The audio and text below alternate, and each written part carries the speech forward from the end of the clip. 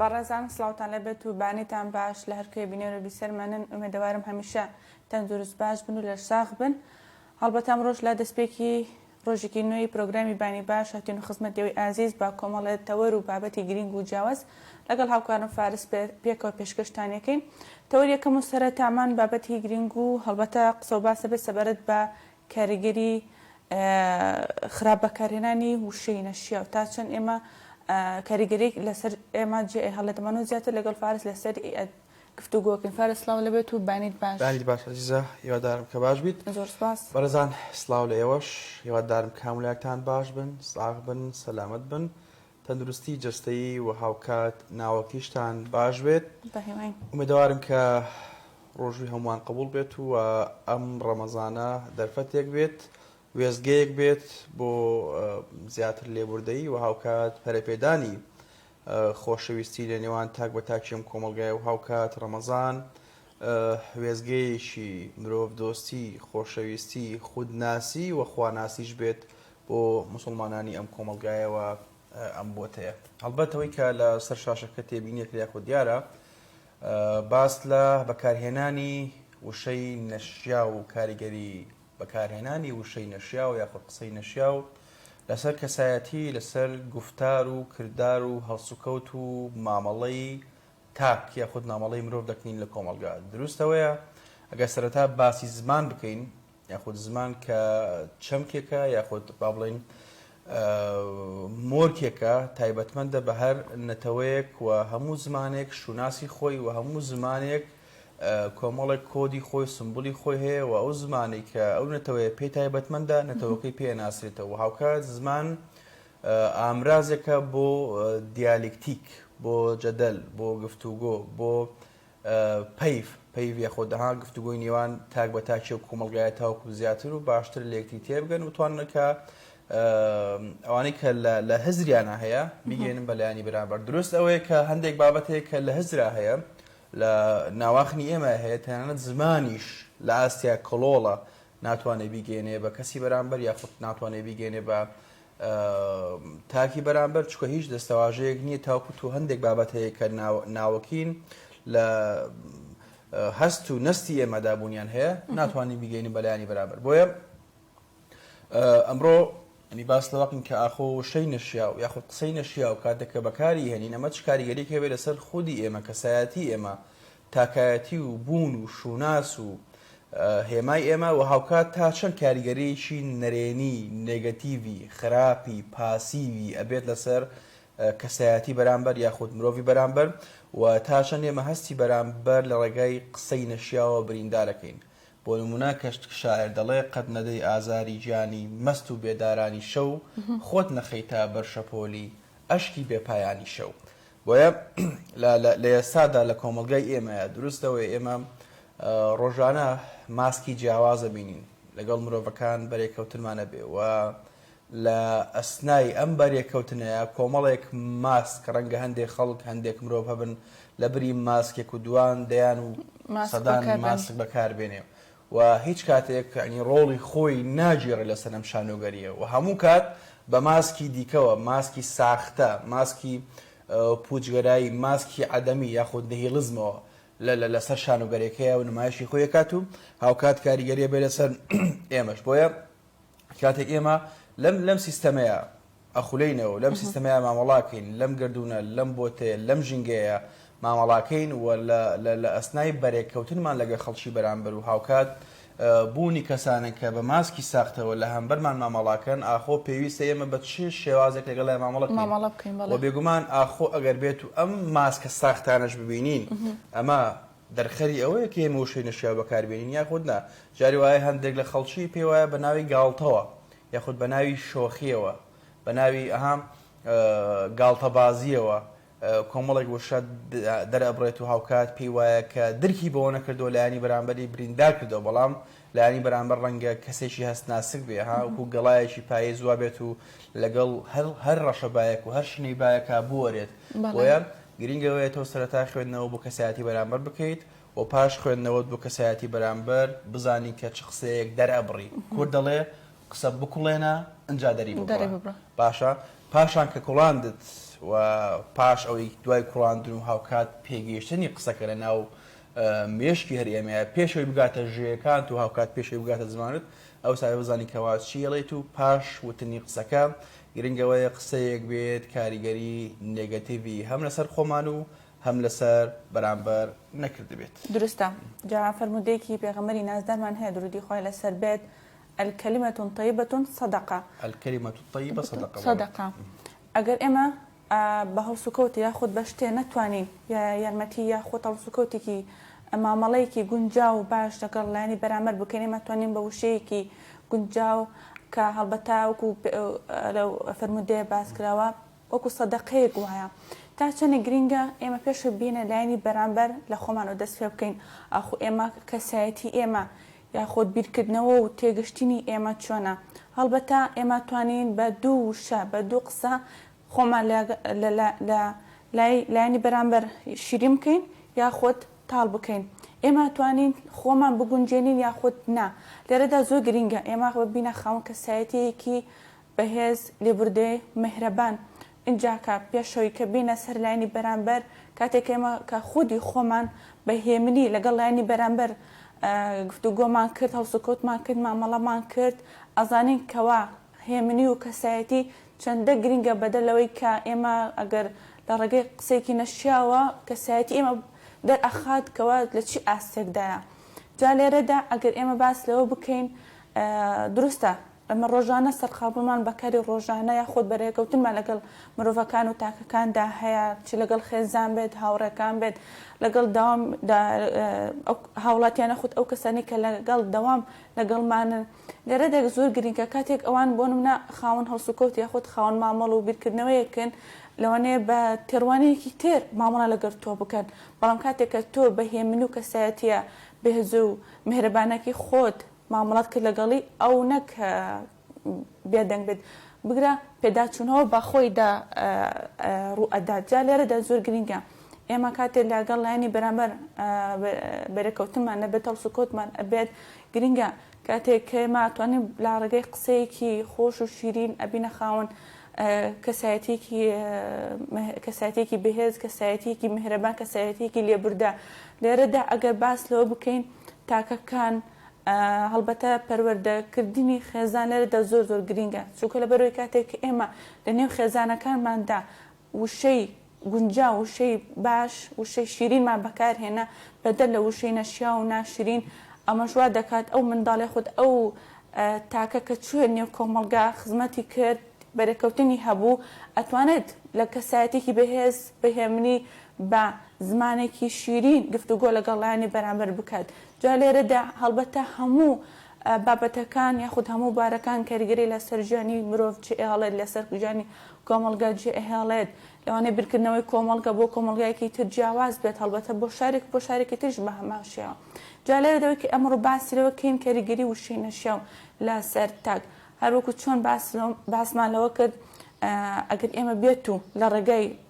قسەکردنمانەوە ئەتوانین خۆمان شیرینکەین لەگەڵ یاخود بەرامبەر بە لایانی بەرامبەر یاخود خۆمان تاڵ بکەین ئەمە لێرەدا هەڵبژاردن بەدەست خۆتە گەر بێت و ئێمە ببینە کەسێکی میهرەبان ببینە کەسێکی لێو بەخەندە ببینە کەسێکی شیرین و میهرەبان هەڵبەتە ئەگەر لایانی بەرامبەرش پێچەوانی ئێمە بێت ئێمە توانین لە ڕێگەی خۆمانەوە کەسانی بەرامبەر بگۆڕن کەسانی بەرامبەر پێداچوونەوە بە خۆیدا بکات بێگومان هەڵبەتە میهرەبانی و بابەتی دیالکتیکی یاخود قسە ڕەنگە هەندێک مەودای خۆ استراتیژی بینیان هەبێت بەڵام لێرەدا جاری وایە وەکو ئەگەر باسی میهرەبانیت کرد کورد دەڵێ هەنجا میهرەبان بی ئەخورێیت هەنجا میهرەبان بی ئەخورێت دروستەوەیە کە پێویستە میهرەبان بین لێبوردە بین حەزمان لە ئاشتی و ئاشتەوایی هەبێت بەڵام دوجارە سنووری خۆمان بزانین و پەرژینێک بۆ سنووری خۆمان بکەین و هیچ کاتێک سنوور لە بینی یاخود لایانی بەرامبەر نەهێڵین کەوا سنووری ئێمە ببەزین من چیرۆکێ باسەکەم لەسەرەوەی کە تا چەند گرینگە قسە یاخود گەیاندنی قسە بە شێواز و ئاقارێکی باش بێت بۆ نمونە دوو برابن کە ماڵیان بە تەنیشتی یەکەوە بێت ئەم دوو برایە ئاوێک بەبینی ماڵی هەردووشیانە ئاوێکی جۆگەلێکی بچووک تێپەڕە بێت ئەم دوو برایە بێتە ناکۆکیان لەسەر ئەم جۆگەلەیە تاخۆ کامیان بەکاری بێنێ و کامیان بەکاری نهێنێ. باشە ڕۆژێک ڕۆژان برای گەورە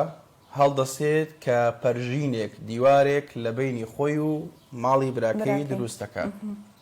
کاتێک کە ئەم پەرژینە دروست دەکات هەڵبەت بەر لەوە بیر ناکاتەوە کە چۆن ئاخۆمە کاریگەری لەسەر دەرونی براکەیە بێت. ڕۆژێک ڕۆژان دارتاشێک لە دەرگای ماڵی برا بچووکەدا. ئەم برا بچووکە کاتێک کە دەرگا لە دارتاشەکاتەوە هەڵبەت پێی دەڵێ منیش پێویستم بۆ یەکەوە پەرژینێک لە نێوان خۆم و براکەم دروست بکەی، واتە دیوارێک دروست بکەی بۆی کە هیچ کاتێک دەموچاوی براکەم و هاوکات هیچ کاتێک ماڵ و مناڵەکەشی نەبینم. کابرای دارتاش ئەڵێ زۆر باشە و بە چاوان من دیوارێک یاخود پەرژینێکت بۆ دروست دەکەم. ئەڵێ بەڵام من چمە ناو بازار، لە ناو بازار کۆمەڵێ شتومەک و پێداویستیم هەیە ئەیکڕم تاوکو دێمەوە تۆ ئیش و کارەکەی خۆت تەواو کە و من حەق دەستی خۆت پێدەم. ئەڵێ باشە بە چاوان. تاوکو کابرای دارتاش تاوکو کابراوەتە ناو بازار و پاشان کە ئەگەڕێتەوە بینیە کابرای دارتاش لە بری ئەوەی کەوا دیوارێک پەرژینێک حاجزێک دروست بکات لە بینی ماڵی خۆی و براکەی ئەو پردێکی دروست کردووە لە بینی خۆی و براکەی لەسەر جۆگەلەکە. باشە کابرا کە ئەگەڕێتەوە ئەڵێ باشە من پێم نەوتی کەوا پەرژین دروست بکە، پێم وتی کەوا دیوارێک دروست بکە، پێم وتی کەوا پەرژینێک دروست بکە بۆی کە من براکەم نەبینم بە هیچ شێوەیە چکە ڕقم لێتی و خۆشیم ناوێت. ئەمە دەربڵێنی قسەیە. لەپەڕ لەو کاتەیە برا گەورەکەی گەڕێتە ماڵەوە سێرەکە پردێک دروست کراوە لە بینی خۆی و لە بینی براکەی. بۆیە برا گەورەوە ئازانێکەوە براکەی لە خۆشەویستی خۆی یاخود لە خۆشەویستی براکەی ئەم پردەی دروست کردووە تاوکو بێکەوە ئاش ببنەوە. برا گەورە ڕوا باوش لە برا بچووکەدا و هاوکات هەردووشان بێکەوە ئاش دەبنەوە و لە بری دروستکردنی پەرژین و پەرژینی ڕق و پەرژینی ئیرەیی و پەرژینی نەخوێندنەوەی یەکتری و پەرژینی مامەڵەی ناتەندروست و پەرژینی کۆمەڵێک بیرۆکەی خراپ و قسەی نەشیا و قسەی خراپ لە بینیان کردی بە پردی خۆشەویستی و پردی بێگەیشتن و پردی لێبوردەی و پردی مێرەبانی محبەت خۆشەویستی یەکتر قبولکردن. هەردوو براکە بە کابرای دارتاشەڵێن ئەبێ ئەم ئێوارەیە لای ئێمە بیتون نان بخۆیت، بەڵام کابرای دارتاشەڵێن نەخێر کاتم نییە پردی دیکەی زۆر هەن کە پێویستە بڕۆم دروستیان بکەم. کەواتە دروستکردنی پردی دیکەی زۆر یعنی لە کۆمەلگایە بەداخەوە پەرژین زۆرە، سانسۆر زۆرە، ناڕەحەتی زۆرە، یەکتر قبول نەکردن زۆرە، نەخوێندنەوەی یەکتری زۆرە، خۆفەرزکردن بەسەر لایانی بەرامبەر بوونی هەیە، مامەڵەی ناتەندروست بەدی ئەکرێ، کردداری خراپ تێبینی ئەکرێ، گفتاری خراپ بە چاوی خۆمانەی بینین، درکی پێکەین، هەستی پێکەین. ئەمانە و هەموو بابەتی دیکە یاخود بابەتگەلی دیکەی زۆرن هەتا وەکو دواتر لە کۆمەلگایە بوونی هەیە، بەڵام گرنگەوەی ئێمە پردێک دروست بکەین کە ئەو پەردە بێتە مایی لێک تێگەشتن لێبوردەیی کاری پێکەوەی و یەکتر قبولکردن و وەلانان و فەرامۆشکردنی قسەی نەشیا و کردداری نەشیا و گفتاری نەشیا. جا لێرە باست لە کلانی سێم کرد یاخود کەسی سێم کرد لێرەدا ئەو کەسی سێم توانیتی دوو کەس ئاش بکاتەوە، دوو کەس لەکتری نزیک بکاتەوە، بەڵام هەیە بەداخەوە پێچەوانە دوو کەس لەکتری جوداکە یاخود نێوانی دوو کەس تێکەدا. ڕۆڵی شەیتانە بین لە هاوکو دەوتێت زاروایە لە کۆمەلگەڵێت دەوری شەیتانە بینێن لە کۆمەلگایە یاخود دەوری شەیتانە بینێن لە نێوان دوو کەسێکەکان. بێگومان مرۆڤ هاڵێ ئەگەر قسەی خێرت پێ بیکە قسەی خێرت پێنی مەیکە. یعنی بۆ نمونە تۆ مثلا بتوێت کردەوەیەکەیە لە لایانی بەرامبەر ئایا و کردەوەی لە زەهنی تۆیە. هەڵبەتە هەموو بابەتێکی جوان و ناشرین ئێستاتیکە جوانی ناسی یاخود بابەتی قێزە و ناشرین ڕەنگە لە زەهنی منە بۆ منە بابەتێک جوان بێ، لە زەهنی تۆیە ناشرین بێ، لە زەهنی تۆی بینەرە هەنێ بابەتەیە کە ناشرینە بەڵام لە زەهنی منە هەنێ بابەتەیە جوانە. ئەمەش کۆمەڵێک پێکاتی عەقڵی هۆرمۆناتەکە ئەڕژێن وە دروستیەکە. بۆیە وەکو دەوترێ لە ڕووی ئاینیشەوە مەن ڕەئا منکم منکەرەن فەلیغیرهو بیەدیه. تۆ توانی ئەگەر توانیت و توانات هەبوو بەدەستت بیگۆڕە، فەئین لەم یەستەطع فەبیلیسانی. ئەگەر توانات نەبوو کەواتە بە زمانت بە قسەی خۆش بە کردەوەی باش بە هەڵسوکەوتی باش ئەمر بە معروف و نەهی لە مونکەر ئەتوانی بیگۆڕی. ئەگەر نەشتوانی فەبیقەلبیه وذلك أضعف الإيمان. ئەگەر تۆ توانای گۆڕانکاریت نەبوو لەوەی کە لەلایانی بەرامبەر بیکەیت و قسەی باشت پێ نەبوو بیکەیت قسەی خراپیش مەکە بەڵکو بەدڵ ئەو کارت پێخۆش بێ یاخۆت پێ ناخۆش بێت. دوجار ئێرە سنتەرە و هەموو بوون لەم سنتەرەیە جێبێتەوە و هەموو بوون لەم کاکڵەیە لەم ناوکە یاخود لەم ناوەخنەیە بوونی هەیە و تۆ توانی لەم سنتەرەوە بڕیاری حەکیمانە و بڕیاری دروست بدەیت. درستە بابچین لای شاڵاوە بابچین بۆ لای پێمێرمان شاڵە عومەر کە لە کەرکووک لەگەڵمانە شاڵا سڵاو لێ بێت و بانیت باش. سڵاو شاڵاو کات بۆ تۆیە فەرموو.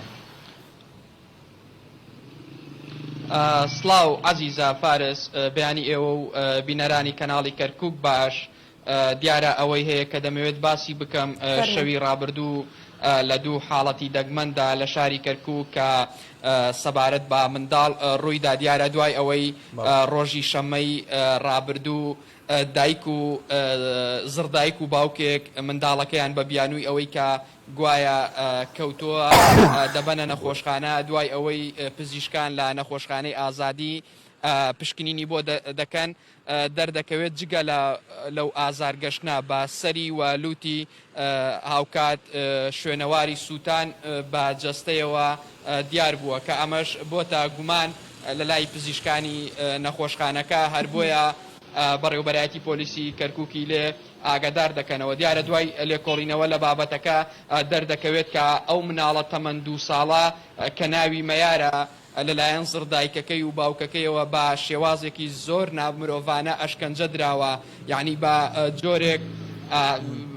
حاڵی تەندروستی زۆر خراپ بووە لە ژووری چاودێری چڕدانراوە کە تا ئەم شەویش من بۆ خۆم لەوێ بە دوادا چوونم بۆ ئەو بابەتە دەکرد مەیار لە ژووری چاودێری چڕدا بووە، بەڵام بەراورد بە یەکەم ڕۆژی داخلکردنی دۆخی تەندروستی باشتر بووە. دیارە پۆلیسی کەرکووک باوکی مەیار دەستگیر دەکەن، بەڵام تاوەکو ئێستا زردایکەکەی کە ئەشکەنجەی داوە دەستگیری نەکردووە ڕای کردووە. دیارە دوای ئەوەی کازانیوێتی لە نەخۆشخانەکە پۆلیس ئاگدار کراوەتەوە دەست بەجێ ئەو ڕای کردووە و خۆی شاردوێتەوە. دیارە ئەوەی کە هەیە ینی شوێنەواری سووتان کە پێدەچێت داخ کرابێت و ینی جگەرەش لەسەر دەستی کوژێنرا بێتەوە، ینی شوێنەواری زۆر ئەشکەنجا بە جەستەی مەیاری تەنها تەمەن 2 ساڵانەوە دیار بووە. ئەمە بابەتێک دیارە لە حاڵەتێکی دیکەدا 5 منداڵ لەسەر شەقامێکی گەڕەکی واستی لەلایەن پۆلیسی کۆمەڵایەتیەوە دەدۆزرێنەوە. دیارە دەردەکەوێت کە ئەو مناڵانە فڕێدراون، بۆیە ئەوان دەست بەجێ ئەو مناڵانە هەڵدەگرنەوە و دەیانهێنە نێو بازار بۆی هەندێک کەلوپەل و پێداویستیان بۆ بکڕن. دیارە جلوبەرگەکانیشیان کە لەبەردا بووە وەک پێویست نەبووە دیارە دەرکەوت بوو ئەوەش هەر لەلایەن زردایکیانەوە فرێدراوەتە دەرەوە. بۆیە هەر شەوی ڕابردوو ینی درنگانێکی شەو باوکەکەیان دوای زانینی بابەتەکە دەچێتە بەڕێوەبەرایەتی پۆلیسی کۆمەڵایەتی لەوێ منداڵەکان بە پەنجەمۆر وەردەگرێتەوە، بەڵام وەک ئەوەی کە خۆی دەڵێت گوایە زردایکەکەیان ئەوی ئەوانی فرێداوە کە 5 مناڵن سەرجەمیان کوڕ بوون ئەو لەو بابەتە ئاگدار نییە. یعنی تەنها لە شەوی ڕابردوودا 2 حاڵەت تایبەت بە منداڵان ینی لە کەرکووک تۆمار کراوە کە ئەمەش بۆ خۆی ینی جێگای هەم پرسیار هەم سەرسوورمانەکە بۆچی ینی چ مناڵێکی تەمەن 2 ساڵ چ کەسێک کە 5 مناڵ فرێدەداتە سەرجادە لە درنگانێکی شەودا. فارس ئەوەشی کە هەیە ئەمڕۆ کۆمەڵەیەک باوڵێ ئەمفالەکان لە تۆپزاوە کۆنگرێکی ڕۆژنامەوانی ئەنجام دەدەن، تێدا داوا دەکەن کە لە تۆپزاوە مۆنۆمنتی ئەنفال دروست بکرێت و قەرەبووی کەسوکاری ئەنفال بکرێتەوە. ئەوانەی کە هەن ئەمانە بابەتەکانی ڕۆژن. باشە شاڵاو لە چەند ڕۆژی ڕابردووە خۆت بە درێژای مانگی ڕەمەزان لە کەرکووک هەڵمەتی دەستگیرکردنی ماتۆرسکیل دەستی پێکردووە و ئاخۆ سەرجەم ماتۆرسکیلەکان ئەگرێتەوە یاخود ناوە هۆکاری چییە؟ ئاخۆ لە ماوەی یاخود لە چەند ڕۆژی ڕابردوو بینیمانکەوات بەداخەوە حاڵەتی کوشتن هەبوو لە ڕێگەی ماتۆرسکیلەوە. هۆکارەکەی ئەوەیە یاخود هۆکارەکەی تونند و تۆڵکردنی ڕێوشێنی ئەمنیە لە مانگی پیرۆزی ڕەمەزاندا؟ فارس دیارە بەر لەو ڕووداوانەش بەڕێوەبەرایەتی پۆلیسی هاتوچۆی کەرکووک لەگەڵ بەڕێوەبەرایەتی پۆلیس دیارە بە هەماهەنگی بازگەی کاتیان دادەنا بۆ دەستگیرکردنی ماتۆر سکیلەکان. ئەمە بەشێکی زۆری پەیوەندی بە ینی ئەو ڕووداوانەی هاتوچۆ هەیە کە بەهۆی ماتۆرسکیلەکانەوە ڕوودەدان و هاوکات دیارە لە چەند ڕۆژی ڕابردووشدا بینیمان بۆ خۆمان کە دوو حاڵەتی کوشتن لە ڕێگای ماتۆڕەوە ینی ئەنجام دران کە دانێکیان لا گەڕەکی پەنج علی لەوێ لە نێو ماتۆڕێکەوە تەقە لە کەسێک دەکرێت و دەکوژرێت دواتر بە هەمان شێوە چەند ڕۆژێک دوای ئەوە لە بازاری حەسیرەکە لەو نزیکانە عینەن تەقە لە کەسێک دەکرێت و دەکوژرێت ینی هەم ڕووداوەکانی کوشتن ئێستا لە ڕێگای ماتۆڕەوە زۆر بووە هەم ڕووداوەکانی ینی هاتوچۆش دیارە بۆیە بەڕێوبەرایەتی پۆلیسی هاتوچۆی کەرکووک بڕیاری ئەوەیدا کە ماتۆسکیل ئیدی قەدەغە بکرێت تەنها بۆ ئەو کەسانە نەبێت کە ڕەنگە کاری دیلیڤەری یاخود گەیاندن یاخود کار بە ماتۆڕەکانیان دەکەن ئەمانش کە لە ڕێگای بازگەی کاتیەوە ئیدی هەر ماتۆرسکیلێک بێتە نێو ئەو بازگانە ئەوە ئەگەر بێت و مۆڵەتی کارکردنی نەبێت ئەوە ماتۆڕەکەی دەستگیر دەکرێت. زۆر باشە شاڵە ماوەی چەند ڕۆژێکە شۆفێران گلەی ئەوەیان هەیە خۆت ناڕەزایی ئەوەیان هەیە لە کۆ پێدانی یاخود وەرگردنی کۆبوونی بنزین ئەمە تا چەند کێش و گرفتی بۆ هەوڵەتیان دروست کردووە ئایا هیچ بڕیارەوە هەیە کە چارەسەرێکی گونجاو بدۆزرێتەوە بۆ شۆفێران؟ ئەو کات بڕیارش بوو کە بکرێت بە ماستەر کارد ئەمە ئەخۆ ئیدی نازانم بانی پسپۆڕانی ئەو بوارە تا چەند دڵنیان لەوەی کە کردنی هاوەرگرتنی بنزین بە ماستەر کارد بۆ شارێکی کەرکووک سەرەگریە خۆدنا ئەمە ڕەنگە خۆیان باشتر یاخود وەڵامەکە لای خۆیان بێ فەرموو شاڵەوە. بەڵێ فارس دیارە ماوەی چەندێکە لە کەرکووک کێشەی بنزین و کێشەی دابشکردنی سوتەمەنی هەیە بەڵێ دیارە دوای ئەوەی کە ئێستا کاتی وەرگرتنەوەی کۆبۆنی بنزینە ڕەنگە بۆ خۆی قەرەباڵغیەک ینی لە بنکەکانی دابشکردنی کۆبۆندا دروست ببێت کە ئەمە ڕەنگە تا ڕادەیەک ینی ئاسایی بێ بەو پێی کە هەمومان دەزانین ژمارەیەکی زۆر شۆفێر لە کەرکووک بوونیان هەیە و ڕەنگە لە سەرەتاکانی وەرگرتنی کۆبۆن ئەو کێشەیە دروست ببێت بەڵێ ئەوەشی کا هەیە ینی لە پلاندا هەیە کە کارتی بنزین بکرێت با کاستەرمارد ئیدی هەر شۆفێرێک ماستەر کاردێکی پێ دەدرێت دەتوانێت لە ڕێگای ئەوەوە بەشە بنزینی خۆی وەربگرێت دیارەمە بەشێک لە ڕێکارەکانی تەواو بووە و بڕیاریشە تەواوی ڕێکارەکانی دیکە لە ماوەی ینی چەند ڕۆژی دیکەدا تەواو ببن ئیدی شۆفێران لە ڕێگای ماستەر کارتەوە بنزین وەربگرن دیارە ئەمە بەپێی کۆمپانیای دابشکردنی بەرهەمە نەوتیەکان لە قی کەرکووک وا دەکات کە کێشەی قەرەباڵغی لە بنزینخانەکاندا کەم ببێتەوە و ئەگەری ینی بازرگانی کردن پێوەی و لە ڕێگای قاچاغەوە کەمتر ببێتەوە و هاوکات ڕەنگە هەمووشمان دەزانین ینی بەشێکی زۆر لە شۆفێران کە ڕەنگە شۆفێرانی دەرەوەی کەرکووک بن کە لێرەش بنزین وەردەگرن ئیدی بە پێی قسەی ئەوان دەڵێن ئەمە دەبێتە چارەسەرێکی باش بۆ ئەوەی کێشەی قەرەباڵغی لە بنزینخانەکاندا چارەسەر بکرات. شاڵاو عومەر زۆر سپاس بۆ هەواڵ و زانێرەکانت. دەست خۆش شاڵاو. هیچێک لە حەکیمەکان دەڵێ خۆتوی لە سبەکان دەڵێ گەورەترین تاوان ئەوەیە لە دنیا بیکەم بوون بە باوکە. گەورەترین تاوان ئەوەیە کە لە دنیادا بیکەم بوونم بە باوکە. هەڵبەت ئەمە ینی ئێمە لێرێدا وەکو میدیاکار مەبەستمانەوە نیەکەوە پرۆسی هاوسەرگیری پێک نەهێنرێ و خەڵکی نەبێتە باوک یاخۆت نەبێتە دایک بەڵام لە هەمان کاتدا گەورەترین مەسئولیەت گەورەترین بەرپرسیارەتی لەسەر شانی تاک ئەو تاکە یاخود ئەو مرۆڤەیەکەوە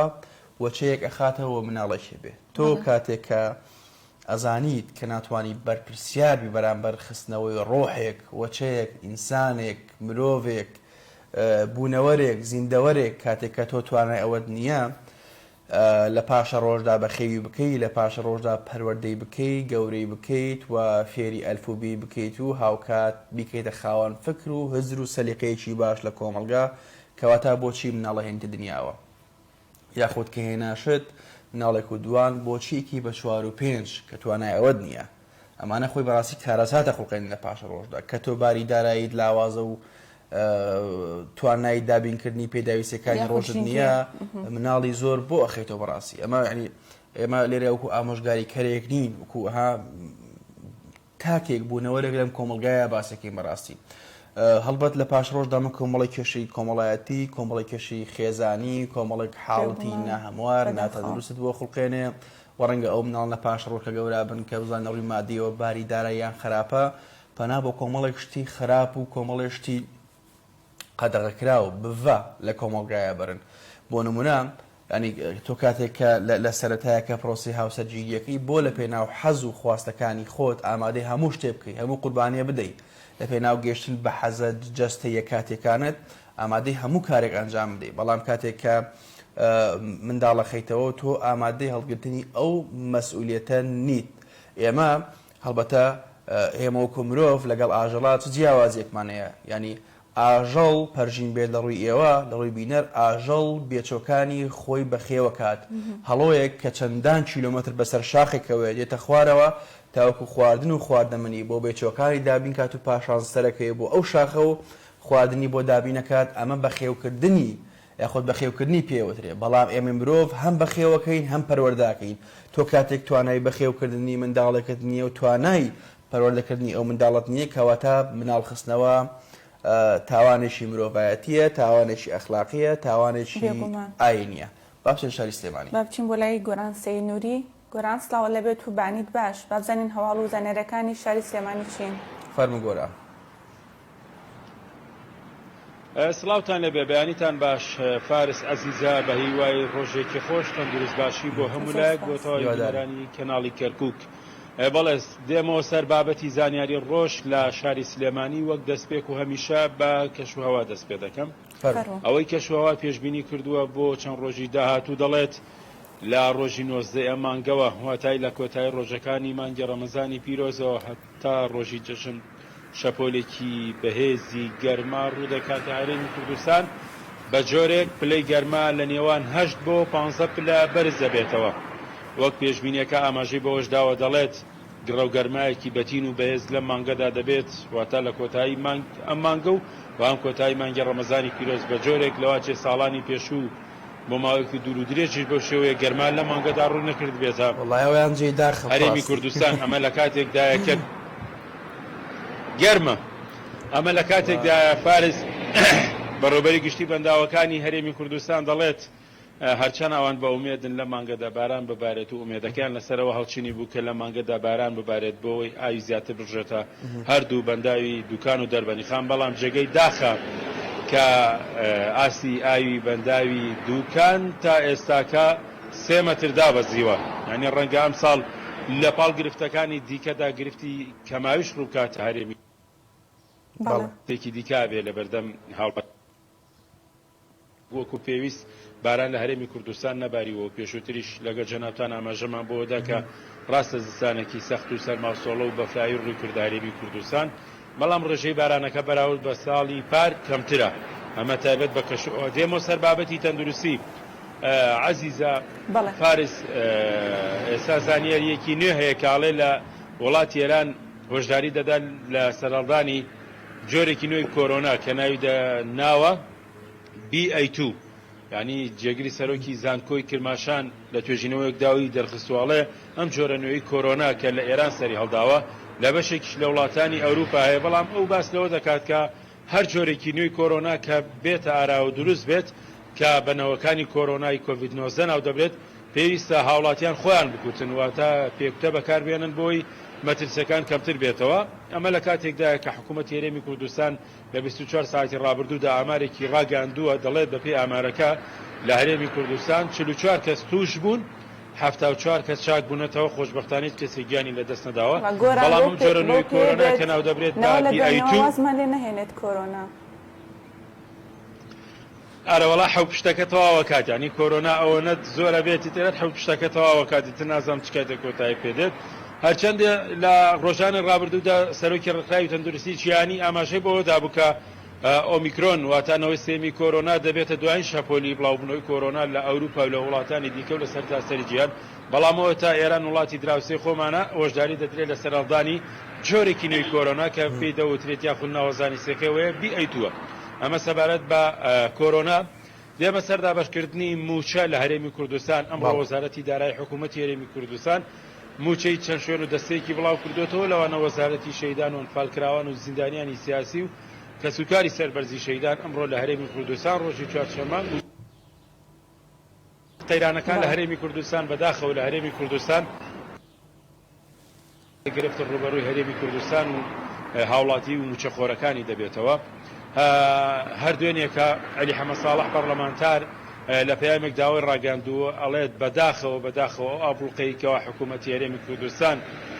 خسوێتی سەر پارێزگای سلێمانی، پارێزگای هەڵەبجە، ئیدارەی ڕاپەڕین و گەرمیان جگە لە موچە هیچ پارێکی دیکە بۆ پرۆژە خزمەتگوزارەکانی سنووری پارێزگای سلێمانی و هەڵەبجە و ئیدارەی ڕاپەڕین و گەرمیان دەرخان ناگرێت. یعنی ئەوەی کە ئێستا حکومەت دەیکات تەنها موچەی پێدابین دەکرێت لەم سنووریە. موچەکەش ئەوەیە کە ئەمڕۆ لەگەڵەوەی ئەو چەند شوێنە موچە وەردەگرێت بەداخەوە هەندێک شوێن و دام و دەستگاهەیە تا ئێستا موچەی مانگی شوبات موچەی مانگی دویان وەرنەگرتووە. بۆیە ئەو پەرلەمانتارە دەڵێت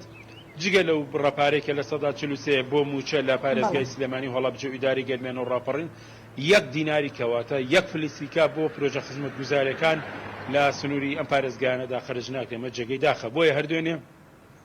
دکتۆر بڕیار ڕەشید پەرلەمانتاری یەکێتی لە ئەنجومەنی نوێنەرانی عێراق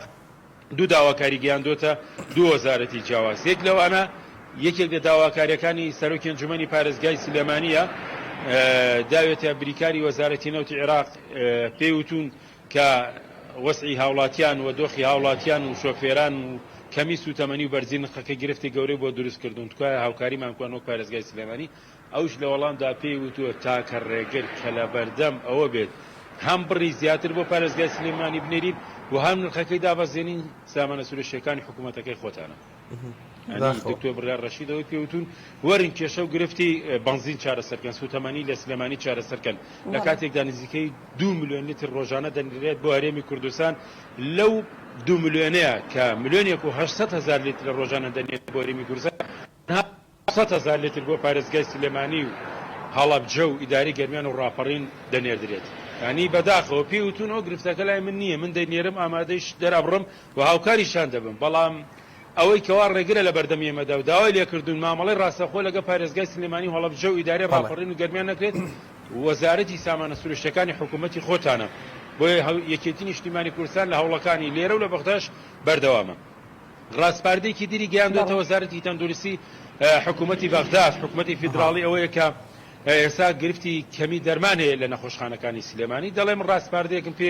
تکایە بەدەم داواکاریەکەمانەوە بێن کەمی دەرمانە بۆمان چارەسەرکەن. خۆشبەختانە وەزارەتی تەندروستی بەغدا هاتووە بەردەمیانە و وا لە چەند ڕۆژی داهاتوودا بە هەوڵەکانی ئەنجومەنی بە هەوڵەکانی پەرلەمانتارانی یەکێتی لە ئەنجومەنی نوێنەرانی عێراق پاڵپشتی دەرمان دەنێرێ بۆ سلێمانی هەڵەبجە ئیدارەی ڕاپەڕین گەرمیان. ئەمە هەوڵێکی دیکەیە. دێمە سەر بابەتی ئەوەی کەوا هەمومان دەزانین وشکە ساڵیە.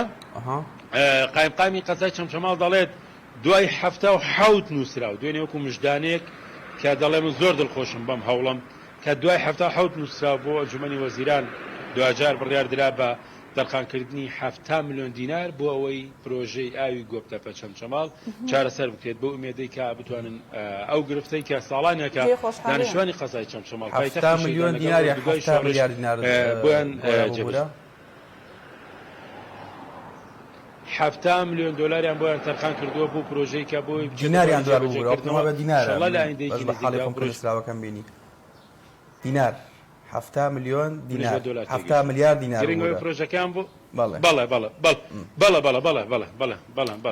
بۆ ئومێدەی کە بتوانرێت گرفتی کەماوی لەو قەزایەدا چارەسەر بکرێت چونکە ساڵانێکە پایتەخت دەست خواردنەوە دەناڵێنن. بۆیە قایمقامی قەزای چەمچەماڵ دەڵێت جێگەی دەستخۆشیە وەکو مژدانێک دەیدا بۆ کەسوکار و دانیشتوانی قەزای چەمچەماڵ و وردگای شۆڕش دەڵێت دوای 77 جار نووسراوکردن. خۆشبەختانە ئەو هەوڵ و ماندووبوونانیان بەرهەمات. فارس لە هەشتی ئەم مانگەدا بەهۆی تەقینەوەیە کە لە یەکێک لە کارگەکانی سلێمانی ڕوویدا کارگەی بەرەمێنان و توانەوەی ئاسن کە ڕووداوێکی نەخوازراوی لێکەوتەوە کە دەرەنجامەکەی بۆ بریناربوونی 13 کرێکاری بیانی بەداخەوە دوێنێ بەهۆی ڕێژەی برینداریان کە هاوڵاتیە کە خەڵکی وڵاتی هیندستانی جانی لەدەستداوە. بۆیە پێویستە لایەنە پەیوەندیدارەکان ئەوانەی کەوا مۆڵەت دەدەن بەو کارگانە بەو پرۆژانەی کەوا هەرچەندە پرۆژەیەکی بزنسە بەڵام ڕچاوی دانیشتوانی هاوڵاتیان و گیانی کرێکارەکانیش بکرێت بۆیە دوێنێ لە ئەنجامی ئەو بەرکەوتەی ئەو کرێکارە کە خەڵکی وڵاتی هندستانە گیانی لەدەستداوەمە جێگەی نیگەرانیە من چوومە شوێنی پرۆژەکە و کۆمپانیاکەم بینی ینی ماڵەکان و کارگەکە زۆر لە یەکەوە نزیکن بۆ شاید حاڵەکانی شەوەیان ڕاگەاندە بوو کە نزیکی نێوان کارگە و ماڵەکان زۆر نزیکن و کاتی تەقانەوە و تەقینەوەی ئەو مادەیکەوە بۆ هۆی تەقانەوەی کارگەکە ئەڵێ کە هاتیینە دەرەوە سەوتێکی زۆر گەورە بوو و ئاسن و بارد بە ئاسمانەوە بوو بۆیە پێویستە خاوەن کارگەکانیش ڕەچای ئەوە بکەن کە سەلامەتی هاوڵاتیان و کرێکاران و ئەوانی کە لێوە کار دەکەن لە سەروی هەموو شتێکەوە ئەمانە و چەندین زانیاری دیکە لە سنووری پارێزگای سلێمانی هەن. نوری زۆر سپاس بۆ هەواڵ و زانیاریەکانت ماندوو نەبیت. دەستخۆش هەڵبەتە زۆربەی دنیادا ینی دروستکردنی هەر کارگەیەک لە دەرەوەی شارەوە هیچ کاتێک نزیکی ماڵان نابێت پێویستە ڕەچاوی ئەو خاڵانە بکرێت بێگومان واوکات ینی هەوڵەکانی پەرلەمانتەرانی یەکێتی لە ئەنجومەنی هێنەرانی عێراق دڵخۆشیە بەڕاستی هەم سەبارەت بە کەمی سوتەمەنی و هاوکات بەنزیم بە تایبەتی لە سنووری پارێزگای سلێمانی و بەرزبوونەوەی نرخەکەی و هاوکات ئەو ئابڵوقەی کە تەنانەت ینی پەرلەمانتەرانی غێرەیەکێتی شاهدی بۆ ئەدەن وشهد شاهد من ئەهلیها کە دەڵێن سلێمانی و سنووری سلێمانی و پارێزگای هەڵەبجە ینی بڕەپارەیەکی باشی بۆ تەرخان ناکرێ ئەوەی کە هەیە تەنها دابینکردنی موچەکەی ئەوەش ئەگەر بە شێواز و میکانیزمێکی و یاخود میکانیزم و ئالێتێکی باش دابش بکرێ بەداخەوە کە هیوادارین لە داهاتووانی ئەو دۆخەکە لە سلێمانی و لە سنوورەیە چارەسەر بکرێ و هاوکات دوریشمانەکەەوە ینی کێشەی کەمی دەرمان لە باشێک لە نەخۆشخانەکانی سلێمانی ژەمەش کێشەیەکە بەڕاستی وە هیوادارین کە لە هەمان کاتدا بە هەوڵی یاخود بە هەوڵی پەرلەمانتارانی یەکێتی و هاوکات پەیوەندەکانیان ڕێگەی حکوومەتی بەغداوە بڕێکی باش یاخود بڕی پێویستی دەرمان بۆ نەخۆشخانەکانی سلێمانی دابین بکرێت دیارە ئەوەی کە باس کرا یاخود شتێکی دیکەیە کە پێویستە ینی بەڕاستی وە بیری خۆمانی بینینەوە سبەی 14 کە ساڵڕۆژی دەستپێکردنی شاڵاوەکانی بەدناوی مەرگە ساتی ئەنفالە بەداخەوە ئەنفال ینی وەکو هەورێکی ڕەش بگرە هەتاوەکو ئێمەی کورد لە دنیا مابێتین ئاسمانمانی تەنیوە هەموو کاتێک لە یاخود لە هەزر و لە بوون و لە تاکیەتی ئێمە لە بوونی ئێمەیە بابەتی ئەنفال کاڵا بێتەوە و هاوکات ناسڕێتەوە و ئەمەش هەڵبەت سبەی لەسەری گفتوگۆکەین و میوانی تایبەت شمان لەسەریە بێ بڵێ دڵنیا مەحموود لە گەرمیان و لەگەڵمانە دڵنیا سڵاوە لەبێت و بانیت باش با بزانین هەواڵ و زانیارەکانی گەرمیان چییە؟ فەرموو دڵنیا سڵاو لێ و بەیانیتان باش بە هیوای ڕۆژێکی خۆش بۆ هەموو لایەک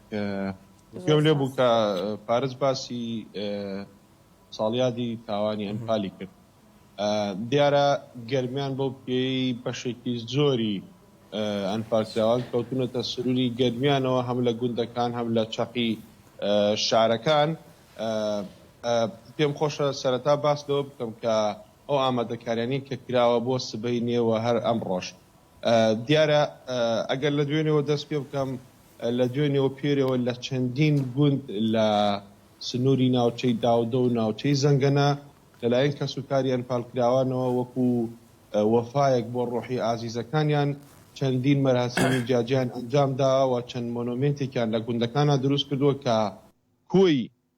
وێنە و ناوی سیانی ئەو ئەنفالکراوانەی کە لە گوندەکە بوونە لایەن گوندنشینانەوە خۆیان دروست کراوە بەبێ ئەوەی خۆیان دروستیان کردەوە بەبێ ئەوەی کە حکوومەت هیچ هاوکاری و کۆمەکی کامەکە تەنها خەڵکی گوندەکە خۆیان دروستیان کردووە دوێنێش کە دوایین گوند ئەو چالاکیان ئەنجامدا گوندی قەڵات چەرمەڵە بوو لە ناوچەی داودا کە مۆنۆمنتێکیان دروست کرد بە ئامادەبوونی کەسوکاری شەیدان و ئەنفالکراوان کە 350 بەسەرەوە ئەنفالیان هەیە وێنەی سەرجەم ئەو ئەنفالکراوانەوە لەگەڵ بەشێکی زۆری ینی ناوی سیانیان ئەوەی کە توانیوانە بە دەقیقی کۆی بکەنەوە زانیاری لەسەر پەیدا بکەن لەلایەکی ترەوە سبەی نییە کە ئاکاتە 14 دوو مەراسیمی گەورە سازەکرێ مەراسیمێکی گەورە کە چەندین چالاکی جاجا لە خۆگرێ لە کفری ئەمە بە سەرپەرشتی قایمقامێتی قەزای کفری کە چەند ڕۆژێکە ئامادەکاری بۆ کراوە چالاکیەکان جیاوازن بەشێکیان لەسەر یەکێ لە مۆنومنتەکانی دەواازی قەزای کفریە کە خەڵکێکی زۆر لەیە کۆبوونەوە تاجەگوڵین لەسەر مۆنومنتەکە دارینە پاشان هەر بە پیادەڕەوی بەرەو پەیمانگە هێنرەجوانەکان بەڕێەکەون بە چالاکی و بە مەقام و بە لاوانەوە بۆ مەرگی ئەنفالکراوان و لە ناو هۆڵی شەید ئاتێلەش لە پەیمانگە هێنرەجوانەکانی کفری چەند چالاکێکی هونەری کە گزارشتە لە ساڵڕۆژی یاخۆ ساڵیادی تاوانی ئەنفال سبەینێ لە کەلاریش چەند چالاکیەک ئەنجامەدرێ و لە ناحی ڕزگاری چەند چالاکیەک ئەنجامەدرێ بەڵام فارس دەمەوێت ئاماژە بۆ بکەم کە لە ماوەیەم چەند ڕۆژەی ڕابردووە من چەند راپۆرتێکم کردووە لەسەر مەراسیمەکان و لەسەر کەسوکاری ئەنفالکراوان ئەوان لە ئێستادا نیگەران لەوەی کە بەشێکیان نیگەرانە لەوەی کە تاوەکو ئێستا ڕووفاتەکانیان نەهێنراوەتەوە بۆ کوردستان هەر بۆیە ئەمڕۆژ لە سنووری قەزای ڕزگاری وا بڕیارە کاژمێر سێ ئێوارە گردبوونەوەیەکی بەرپراوان ئەنجام بدەن بۆی داوا لەلایەنی پەیوەندیدار و وەزارەتی شەیدان و ئەنفالکراوان و لە حکوومەتی عێراقیش داوا بکەن بە ئامادەبوونی کەناڵەکانی ڕاگەاندن بۆی کە ئیتر چاوەڕوان لە چاوەڕوانیان نەمێنەوە ڕووفاتەکانیان لە دڵنیا ئەوەی کە لە سنووری گەرمیان بۆ کەسوکاری سەربەرزی ئەنفالکراوان شەیدەکان کراوە لە ئاست خواست و پێداویستی ئەوان بووە یاخود ئەوان تاوکو ئێستاکە باس لەوەکەن کە ئەوەی کە هەیە هەم حکوومەتی هەرێم هەم حکوومەتی بەغدا لەم هاوکێشەیەدا تاوەکو ئێستاکە خواستەکانیان پێداویستیەکانیان لە ڕووی مادی و معنەویەوە قەرەبوو نەکراونەتەوە پارس هەر دوێنێ من لەو گوندێک کە سەرەتا باسمدا گوندی قەڵات چەرمەڵا دادێکم دوان کە لێدوانی بۆ من داوتی ئێمە سەرباری ئەو هەموو شەیدە لەم گوندە بچووکە کە سێیەکی گوندەکەمان ئەنفال بووە ئەگەر حکوومەتی هەرێم گوندەکە لە ئاڵتون بگرێ یەک نینۆکی یەک ئەنفالکراوێک ناهێنێ بەڵام بەداخەوە حکوومەتی هەرێم و هەم حکوومەت عێراق چووکەکەوتە نێوان هەردوولاوە تاوەکو ئێستا تەنانەت ڕێگاوبانەکانیشیان وەکو پێویست نییە ئاوی خواردنەوەشیان وەکو پێویست نییە ئەمە لە گوندەکان بەشێکی تر ئەمە کارمان لەسەر کردووە وەکو راپۆرتێک ئەمڕۆ وا بڕیارە لە گەشتی هەواڵەکانە بڕۆ ئەوەیە کە نەوە و کەسوکاری ئەنفالکراوان نیگەران لەوەی کە حکوومەتی عێراق و هەرێمی کوردستان کورسی تایبەتی خوێندن لە بەتابەت خوێندنی ماستەر و دکتۆرای بۆ دابین نەکردوون پەرلەمانتەرانی یەکێتیش لە ینی تیمی یەکێتی لە بەغدا بەڵێنیان داوە کە کاری تەواو لەسەرەوە بکەن بۆی هەم لە حکوومەت عێراق هەم لە هەرێمی کوردستان مافی تەواو بە نەوە و کەسوکاری ئەنفالکراوان بدرێ لە بواری خوێندنی ماستەر و دکتۆرا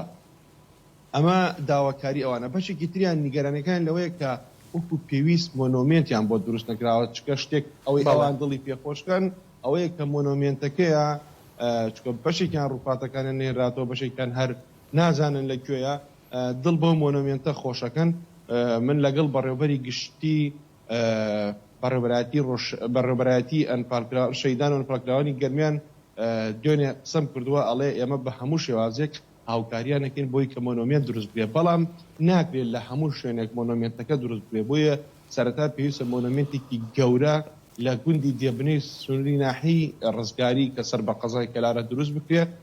کە ساڵانە ینی وەکو نەریتێک ساڵانە لەوێ مەراسیمەکان سازەکرێت پاشان ئەگەر هەر گوندێک یاخود شوێنێکی تر مۆنۆمنتیان ویستیمە بە هەموو شێوەیەک هاوکاریانەکەی زۆر سپاس بۆ دڵنیا مەحموود سپاس بە هەواڵە زانێرەکانت ماندوو نەبی بەس خۆش خۆشەویستان ئێستاش بڕگەی تەندروستیمان ئامادەی هەڵبەتە زۆر جار پزیشکان جەخەدلەواکەنەوە کە هەمیشە گرنگی بە ئاخواردنەوە بدەین بە تایبەت کە ئێستا دەلێنێ و مانگی ڕەمەزانی پیرۆز داین بە درێژایی بۆ نمونە 15 یاخود 16 کاتژمێر ئێمە بە ڕۆژوو بین بە دوورە بین لە ئەو خواردن و خواردنەوە جارێرەدا ڕاهێنەر لە تیف ڕەوف باسی گرنگی ئەو خواردنەوەمان بووە کاتوەمان و زیاتر لەگەڵ ئەم فیچەرە فەرمون با پێکەوە بینەربین بەناوی خوای بەخشندەی میهرەبان سڵاوتان لێبێ خۆشەویستانم ئەم کاتتان باش ڕۆژ و گری بەڕێز بەڕێزان لەم بەرنامەیەدا باسی گرنگی ئاوەکەین بۆ کەسی ڕۆژوگر. ئایا گرنگی ئاو چییە؟ سوودەکانی ئاو چییە بۆ کەسی ڕۆژوگر؟ و چۆن ئەو ئاوە بخۆینەوە کە پێویستە ئێمە لە ماوەی ڕۆژوگرتندا لە قیسمان چووە؟ چۆن ئەو هەش پەرداخە بخۆینەوە کە پێویستە بۆ لەشی ئێمە؟ بەڕێزان ئاو یەکێ لە پێکاتە گرنگەکانی لەشی ئینسانە. کاتێککە ئینسان بە ڕۆژوو ئەبێ بۆ ماوەی چەند کاتژمێرێکی زۆر کاتێککە ئاو ناخوات، بەڵام لە ڕەفتارەکان و لە کردارەکانیە ئاو نەکات. کاتێککە قساکە ئاو نەکات، سیەکان ئایان پێویستە، گورچیلەکان ئایان پێویستە. ئەم ئینسانش لە ڕوو تەندروستیەوە دەرکەوتو کە نزیکەی بۆ کەسێکی پێگەشت و هەش پەرداغ ئاوی پێویستە. ئەم هەش پەرداخە چۆن بخۆینەوە؟ هەر کاتێککە بەربەنگمان کردەوە و ڕۆژەکەمان شکان یەکسەر هەش پەرداخەکە بخۆین، یەکسەر چوار پەرداخ بخۆین و دوای چەند سەعاتێک دێت چوارەکەی تر بخۆین، ئێمە چۆن تەعویزی بکەینەوانێ؟ طبعاً ئاو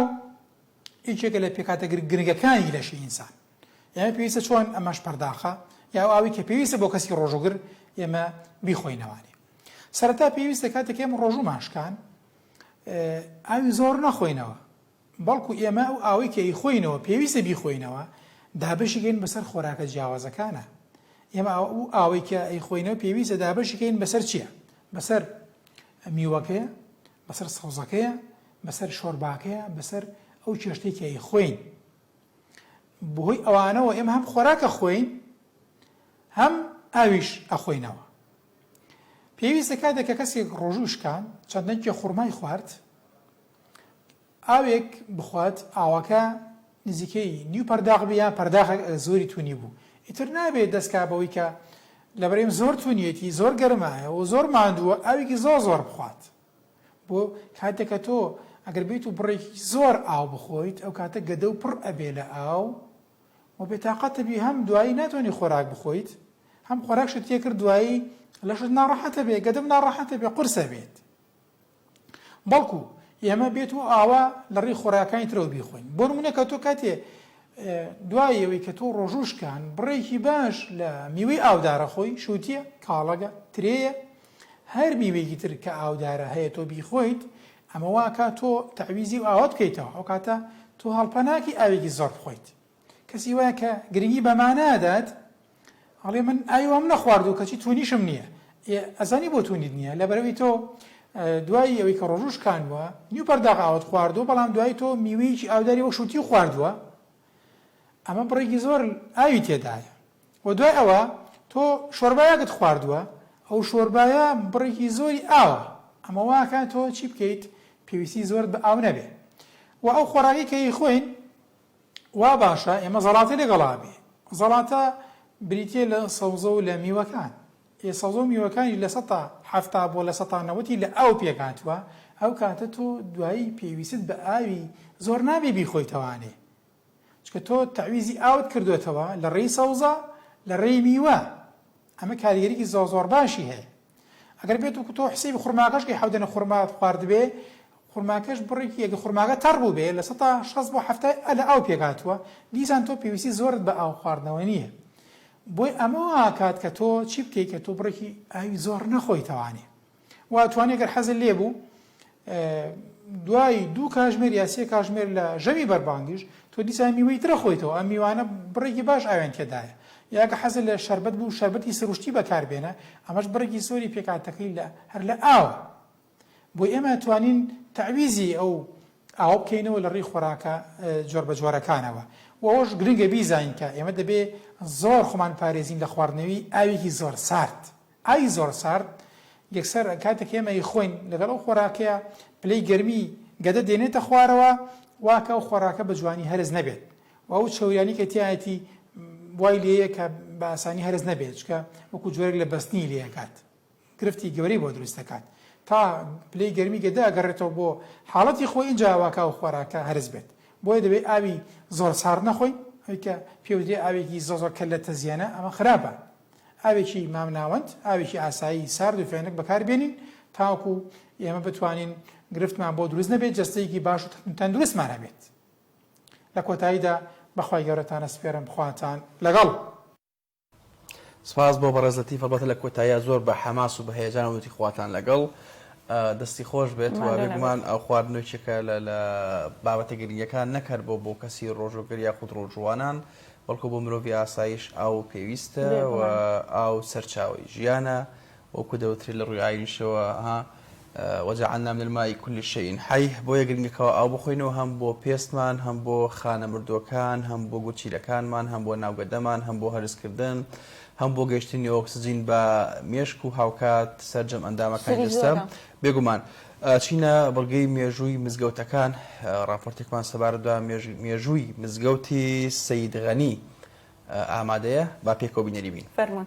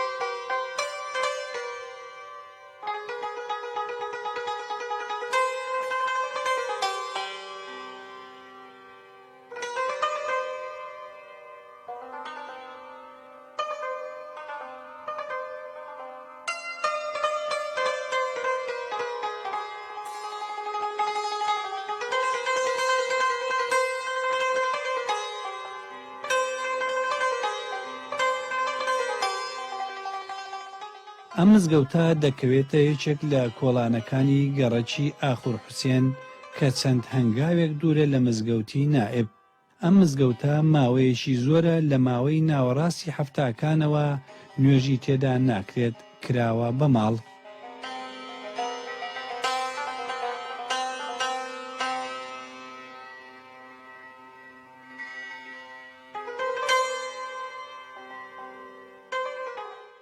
بەپێی ئەو بەڵگەنامانەی کە لە بەردەستماندایە ئەو ڕاستیەکلا دەبێتەوە کە ئەم مزگەوتە لە سەردەمانێکی زۆر زۆوە ئاوەدان بووە و بنیادنراوە کە بەپێی هەندێک بەڵگە و دەستنووس و حاشیی مەلاکان لە نێوان ساڵانی 1954 بۆ 1995 ئاوەدان بووە و جمەی هاتووە لە مەلا و قوتابی. هەروەها مەدرسەیەکی ئاینی لە ناو مزگەوتەکەدا هەبووە بە ناوی مەدرسەی سەید غەنی.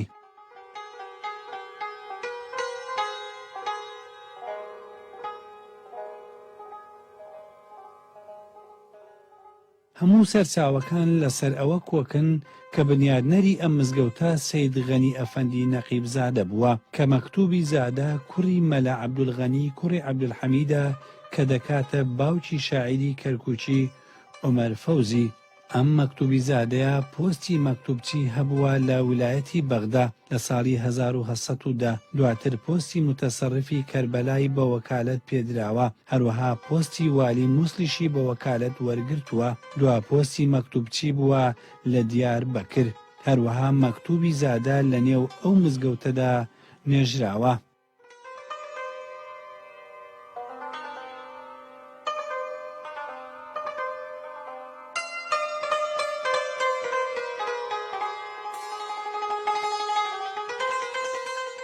مزگەوتی سەید غەنی لە مەدرسەکەیدا سەید محێدین دەرسی تێدا وتوەتەوە کە ناوی تەواوی سەید محێدین کوڕی عەبدوڕەحمان جەباری بوو. لە هەمان کاتدا یەکێک لە مەلاکانی ئەم مزگەوتەش بووە. حاجی مستەفا ئیمام و خەتیبی ئەم مزگەوتە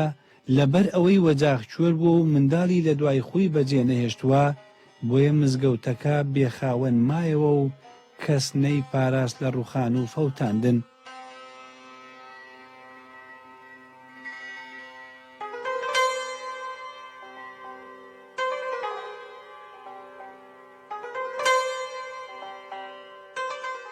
شاکر ئەفەندی مەکتوبچی خەڵکی گەڕەکی ئاخور حوسێن بووە، ماڵەکەی لەسەر ئەو ڕێگایە بووە لە نێوان مزگەوتی نائیب و ئیمام قاسم کە ئێستاش بەشێک لە پاشماوەی شوێنەوارەکەی ماوە. جاران ماڵی ئەکرەم بەجی تووتنچی تێدا بوو کە لەنەوەی ئەون کە لە تەنیش مزگەوتی سەید غەنی بووە.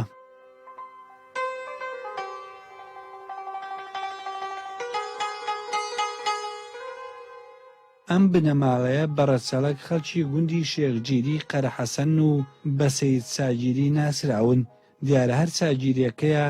بۆتە جێگری شاکر ئەفەندی. مەکتوبچی واتە باشکاتبی و ویلایەت بووە لە بەغدا و دوایش لە بەسرا.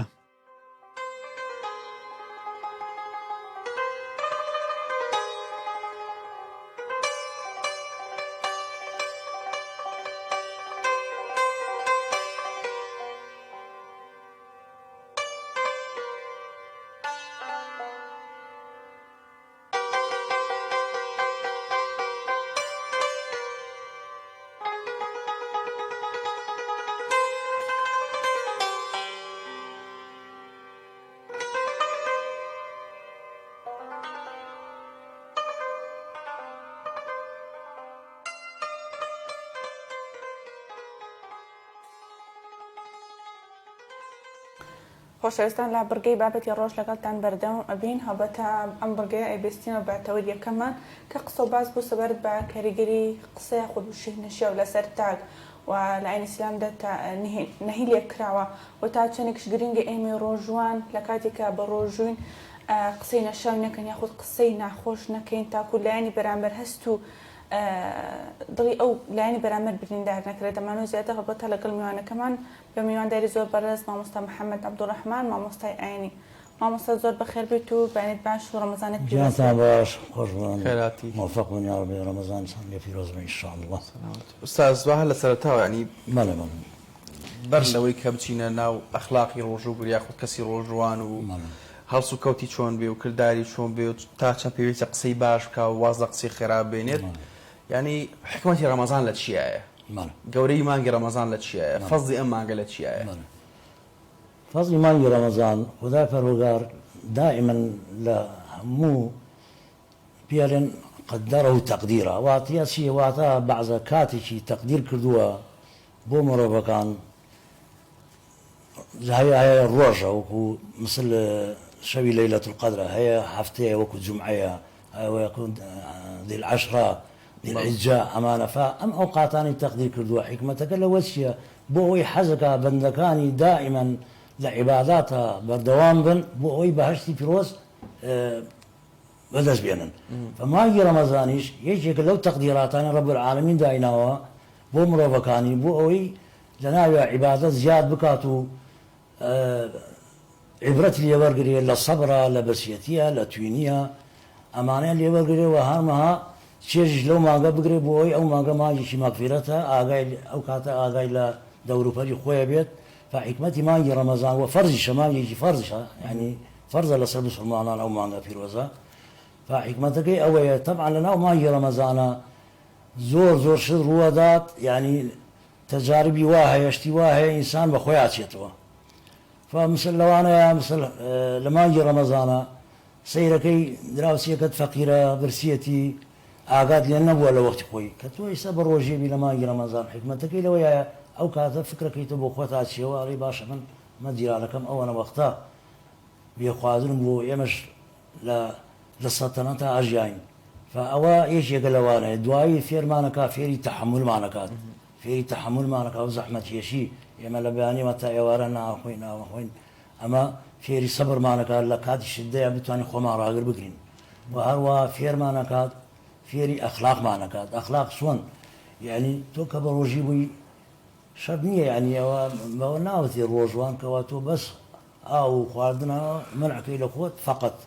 بەینەما ڕۆژوان ئەوەیە دەبێت خۆی بگرێت خۆی بپارێزێت لە چاوی لە دەستی لە جۆی لە حاسەی پێنج واتە چێشت و بۆن و لەمس و چاو و جوو ئەمانە هەمووی دەبێت خۆی بپارێزێت لێی بۆ ئەوی ڕۆژەکەی ڕۆژێکی متەقی بێ و دەرەجاتی مەضاعەبێ لە مانگی ڕەمەزانە. مامۆستا ئەوەترێت یاخودەوەی کە لە نێو ڕۆژواندا باس ئەکرێت کەوا زۆر جار ئێمە بەڕۆژوین بەڵام لایانی بەرامبەر هەوڵەدا تووڕەمان بکات یاخۆت لە قسێکی ناخۆش نەشیە ئەڵێت و لەوەشدا هاتووەکەوە ئەڵێت سێجار ئەڵێت اللهمەی نیسائم واتە من بەڕۆژ ئەمە تا چەنە گرینگە ئێمە هێمن بین لەسەر خۆمی کە لەگەڵ کاتێکە هاوسکەوتێکی یاخود مامەڵێکی ناشرین و نەگونجاومان لەگەڵ ئەکرێت خۆی بەنسبەت خۆشەویست صلى الله عليه وسلم دائما ئێمە بۆ ئەڵێن ئەمە قودوەمانە بەڵێ وخذا فرقال القرآن في رزا ما جاء في كردو وصفي كردو وإنك لعلى خلق عظيم واتاتشي واتي إما الدبيع دائما اقتداء بخوشويس بان كين صلى الله عليه وسلم بروي أخلاقك برزي هبو ولا همو صفاتك لا همو أعمالك فلا وتاريك باسي كرد خاصة بورجوان خرياني كردو فرموي طبعا أوا خطبه شيء نادر بو وخالده يعني ما بلين باقية تا إيش الصداقة دس ليدا لنا وخلقه لاستقبال ما يجي رمضان فرموي أيها الناس من حسن منكم في هذا الشهر خلقه كان له جواز على الصراط يوم تزل فيه الأقدام وتسير أي خلشنا هل كامكتان هل تاشكتان أجر أخلاقي وروشتي شاش كدو بتوي كرت أو جوازك ورقة للرجي بقيامة لسفر دي الصراط جواز واتسيا وقو خمارين باسبورت ذاتي بطاقة تسكية ذاتي أو كاتبتو بآساني لسفر دي الصراط أبوي لكاتك زور كسان هي لويل فايخ لشيلة أو في الصراط نعوذ بالله أما لا يكون ولا لا يدك هو هل عيني لو حدث يا فرمي ومن كف فيه شره كف الله عنه غضبه يوم يلقاه واتا أوشي كواواز لشر وقصي خراب في السوق بينيت أو كاتب خداك لو قال غزبي لنادري أو كاتب كوا أقافي يقايق على رجع قيامات أما بالنسبة بالنسبة ترى كردنوا إسا لنو روجوانا يعني أما بو بعادات وتقاليد العادات والتقاليد لنا وهنية كان لنا وهميانا خاصة لما يجي رمضان سيكي أخلاق وطباع من مرهونة ببشي مرهونة بواثاء بصريتها بو معاناتي كوائما لكاتي روجا بسرمانا ديت واتا لشي بسرمانا دا لبرسيتي ولا تيونيتي فبني آدم سبحان الله أو كاتا كواتي بس نزل بتوليته يقصيك لا قالت خواز من بينا والله بالروجيم يعني راسا أو قصيه بروتا ذاته على من بالروجيم وازم لي بينا وهروها يان بيتر من بالروجيم أم كعليه من بالروجيم تعبيرك على شيء تعبيرك لو حالتي كوالنا ومعاناتي يا لما أصيرك إنساني متوتر الأعصاب لما على كان يرجع وبوها ومن شاكي شيء واكو آبان شمان في كل من شاكي أوي بسياتي وتيانيتيا لبر أوي ولو بني آدماك أو إنسان توشي فوضى وعصبيته شغات زعما أولا كاتي ترى أوشي كوا فيوس بيتو بابن بيت بروش دي خلق وأخلاق أو كاتك سيكي توشي جيسلك لنا بازار سيكي توشي يجي كبير حسب أو أوصافاني وآما شمان في ذا سيكي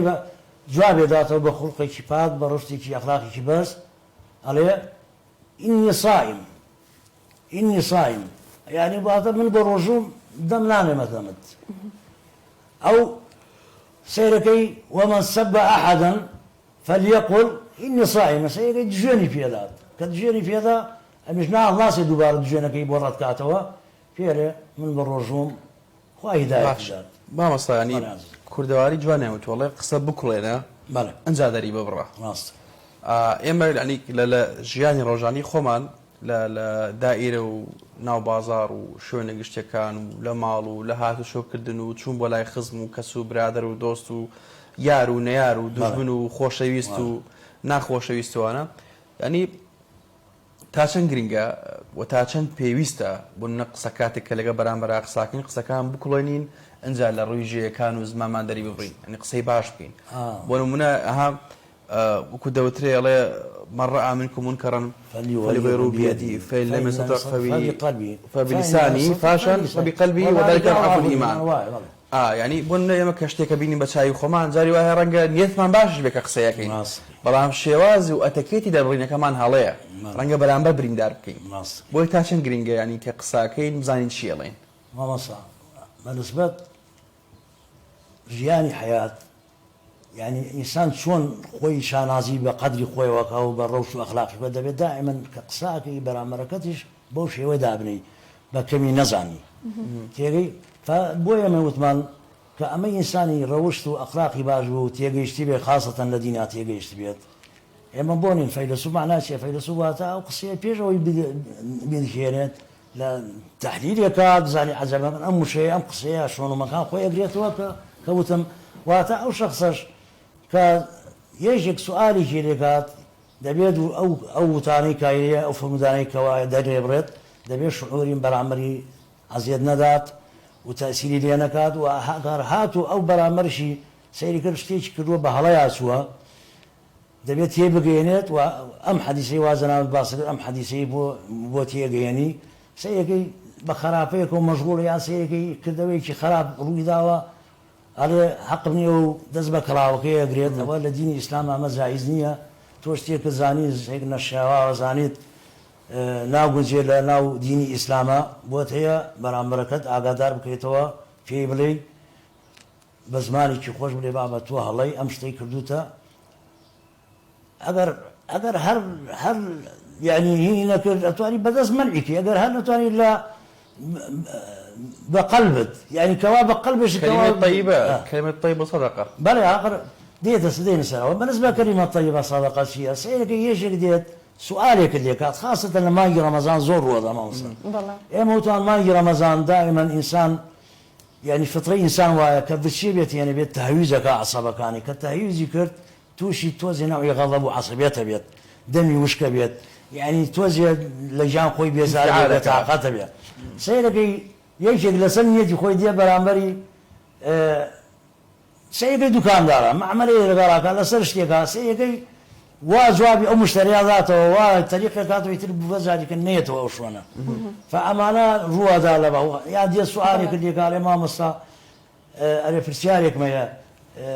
تو ما مصاي عيني فتو ندبي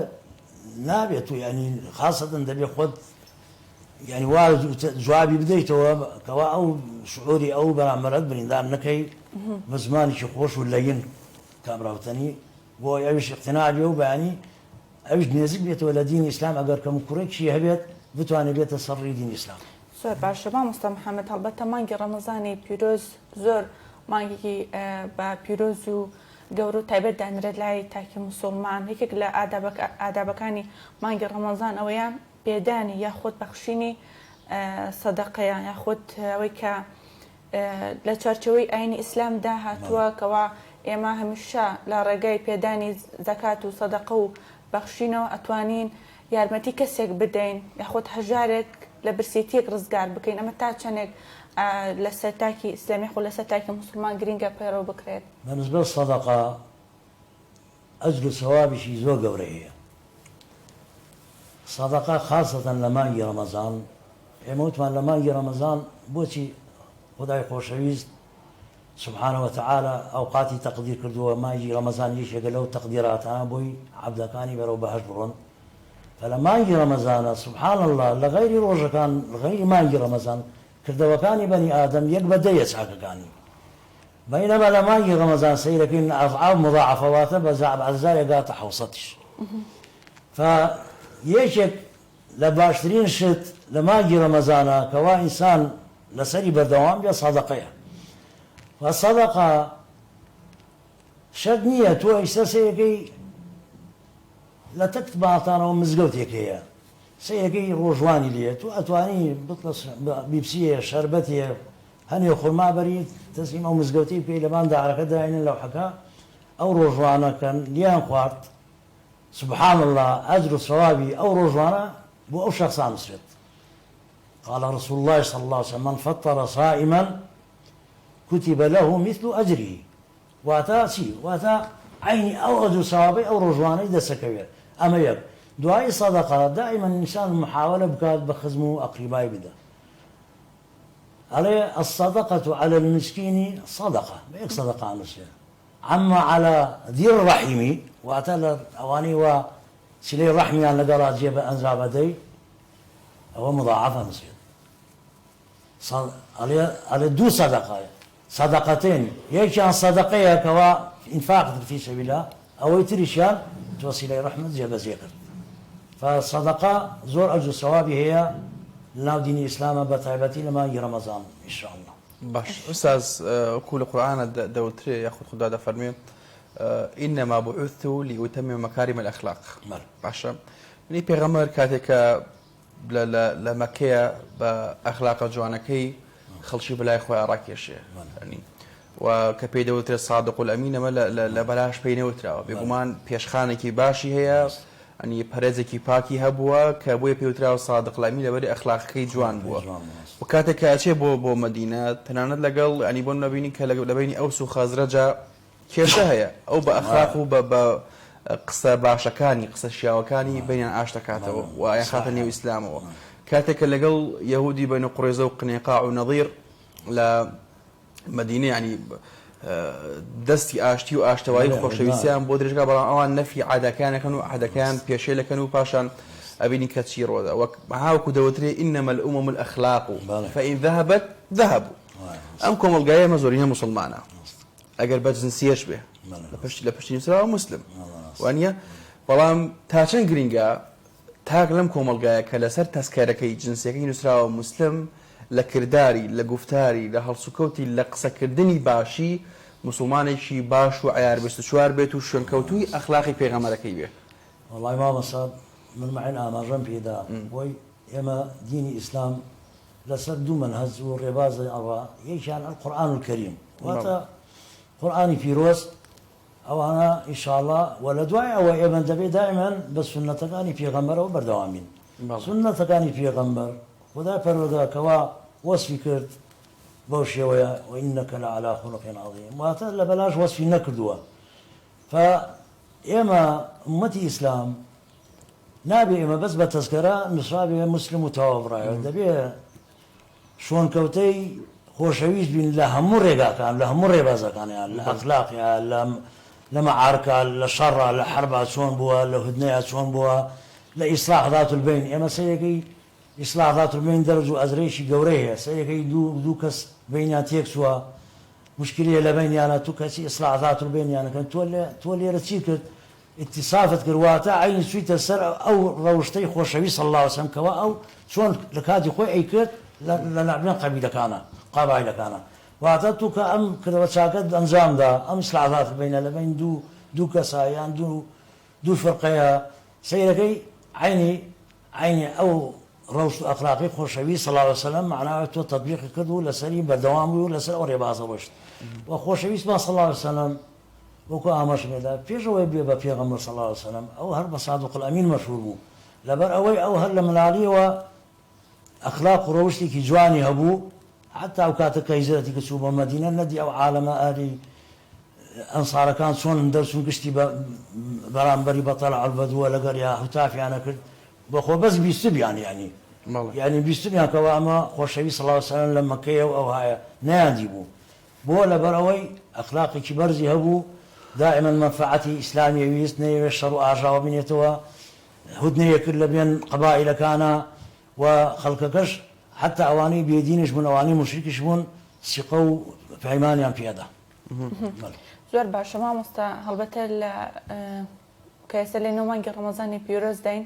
زۆر جار حاڵەتی ئەومان توش ئەبێت یاخود بەرەکەوتنمان لەگەڵ کەسانی تردا ئەبێت و سەرقاڵبوومان بەژێنە ڕۆژانەوە کەمێک چۆن بڵێن تووڕێیمان بۆ دروست دەبێت یاخود ئەوەی کە هێمنیمان لە دەست ئەدەین تا چۆنە گرینگە ئێمە ببینە خاوەن هێمنیەکی باش یاخۆن ئەو کەسایەتی کە هەمانە لە مانگی ڕەمەزانی پیرۆزدا و لە دوای مانگی ڕەمەزانی پیرۆزیشدا ئەلبەتە بەردەوام بین بەڵێ بەنسبەت تووڕەبوونەوە لە غەیری مانگی ڕەمەزان ئینسان کە تووڕە بوو طبعا فیتەی بەشەر دائیمەن وایە وا خوڵقراوە زوو تووڕاوی و تووشی تەویجی عەسابە بێت ئەمە ڕێگاشی بۆ داناوە بۆ ئەوی ئەو تووڕەویە بخۆیتەوە فباشترین شخص ئەو کەسەیە کە تووڕە بوو وخاصة لحالة شدتها ولكاتي صغلتيها ولكاري توزانيت قوة البدسة وتوانا بدسة أجا توربو يتوركد ورقليوا تيجي أوا درجة برزي هي وهروها دين الإسلام فيرماني كدوا أتواني زور أجا توربو لموقفها كما يتوا أتواني أجر بابا والصعب إنسان بعذاب الشيء من بيت جوان أجر تواني قومي أبخاتوا أجر مزال ودز نيوش هكال بقريت بو أوي أو تريا لجاني أنا مني وحيور بيتوا أما بالنسبة لما غير ما كان أما لا ما يرى مزال توربون وهلا شون زياد برو إلى حد خوي بارها بالتأثير كان تصرف ركض يعني هيس دوانا مني غير بسيتي وتينتينا بيت وخاصة لا توربون نابيت قصي هلق وبلق بكي قصي فسق بكي يعني قصي زور بكي من لم يدع قول الزور والعمل به فليس لله ما مستعملنا روجا كمان بطالكاته لما لقيكاته أجر صوابك ناينت يعني أجل تو درجات إحسان وساقط بردوان بيبو حوص برا ناقيت هذا مرتبة فدبيت هو تيجي دبي دائما كراسا بوالي أو كاد يخلق تورتك ويشرك أبري إني صائم كوتد إني صائم معناه واتتو آغاداري أو توريات أي خوي توادري نابري كدر نبري تو معناه متماشي بقيت درجة تقوى درجة تقواش هم كسيناتو أنا بدي يعني إلا أواني كوازور خويا نقرن يعني ناين هيز وكابرتني هيز لازمية نادت لا يستعمانك لا قصينا أشياء لا توربون أما أنا خويا قيلي أنزا قات درجة تقواش لقال شهداء وصديقون أنبياء أنا حشرة كده باش أستاذ يعني درستوي لكومالجا كومالك بنيات كومالك بوارهان يعني واقع إنساني كي باش پرورده بك يكم بنياد يكم دسبيك منطلق خيزانة مالوه يعني تواني أو مالوه أو كسي أو مناله كي بتربية درشي ياخد مناله كي برجمي بتربية درشي دوم بوار دوم سيكتر پرورده تربية وكو هيكلية كي حكومي يعني تربية تواني إنساني كي باش دروز بك إنسان بك لكومالجا وتواني خاون فكر بي روشنبير بي قلم بدز بيت إنسانك بك هميشه قصي باش بكار بين لنا وكوملغا وسيم بوار إما بدل الرخرا وكانوا تزان كوملشتك إعلام من هي براستي يعني إعلامش دوري هي لويك كوملغا شي باش درز بيت ودوري هي لويك أو كوملغاش برو هالدير وخرافي بري براستي كابيني بداخل يستاك فوزايك بإعلامي كردية وديارة وشوارم بوار ما وصايني آيني لسر منبركان كمنبري بيغمري خدايا وأوان شنكوتو واش جينشيني بيغمرن إنما العلماء ورثة الأنبياء باشا كواتا ماني كباسم كرت يعني تاشا نتوانن دوري عنها بي دوري شي أكتيف فعال لويك إنسانك خاون أخلاق إنسانك بكالكوم القاية بتواني قصي باش بك قصي خير بك نك قصي شر بك أمر بمعروف بك نك أمر بأها بمنكر بك برأسي خوي ما وصى يما دائما سركوتن نزحبون لهالدولة تقامنا بيش بكي وتقدم بكاو لا ازدهار ولا فربيد أنا طبعا مراحلية هي كم مرحلة لما لو دس فيها كمان مصر لما لو طبعا رب الأسرة رئيسي عائلة زور دوري رئيسي هي لما لو لفروردي مالو ملال فلا حديثة أفرمي خوشي صلى الله عليه وسلم كلكم راع كلكم مسؤول عن رعيته واتمن لماله يكسر لا من إساء ببيع ولا ماله هيش حسابيكم كل بيت من بسم أمر جاري خلبكم لدروا دبيع من لماله جاري بزانم تربيتي أولاد كان شوني تربيتي كي بتو بأخلاق انجا لقى خيزانة كمان دائما بولي المرأة الصالحة النعمة دبيع دائما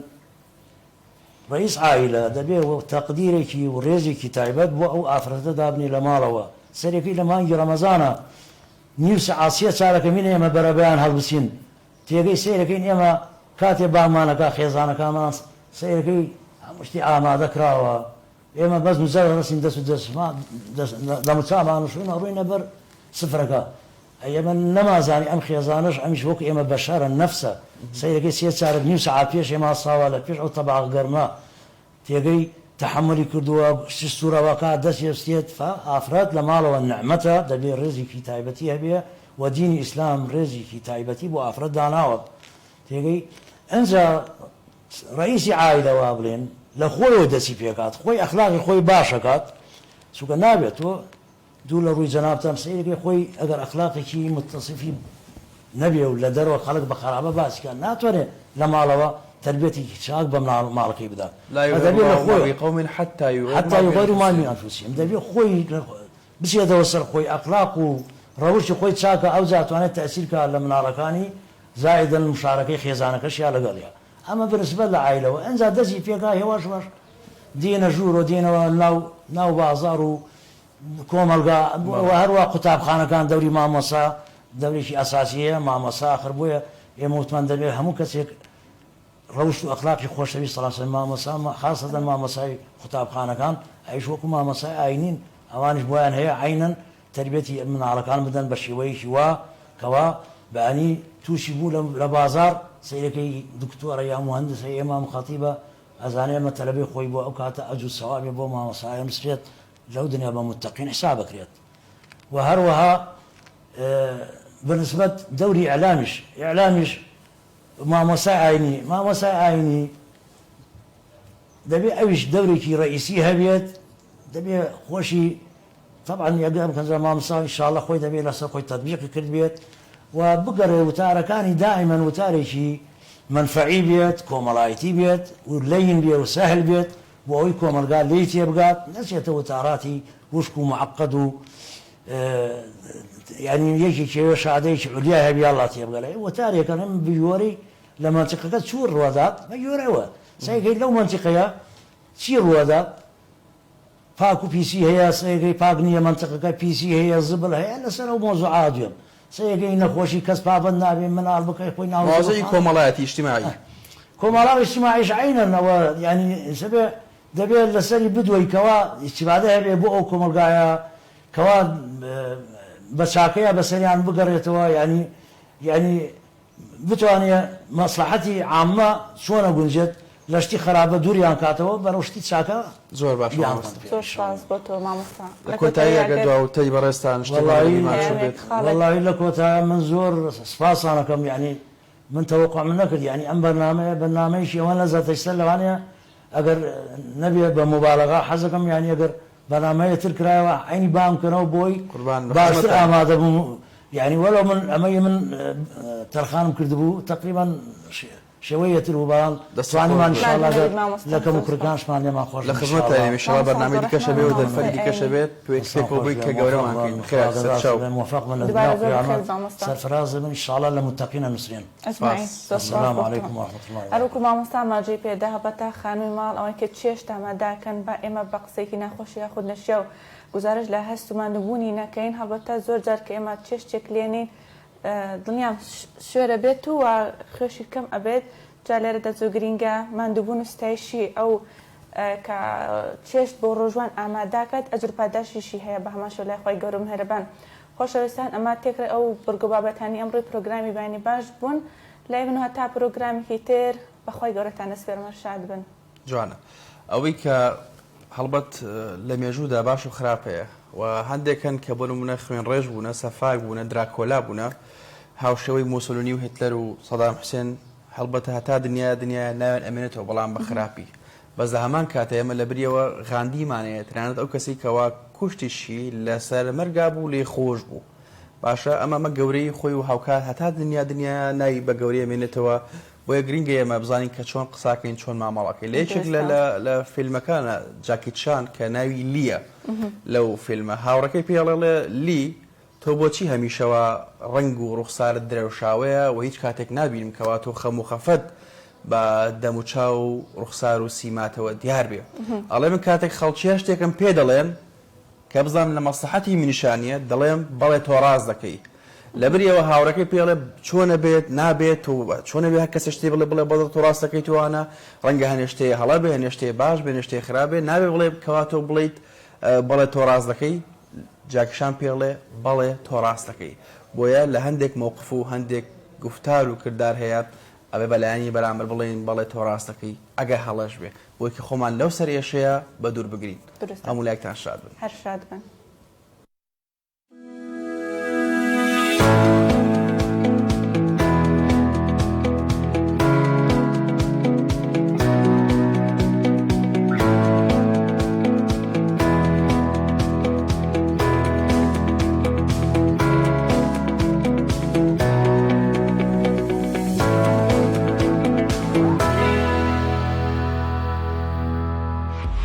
Thank you.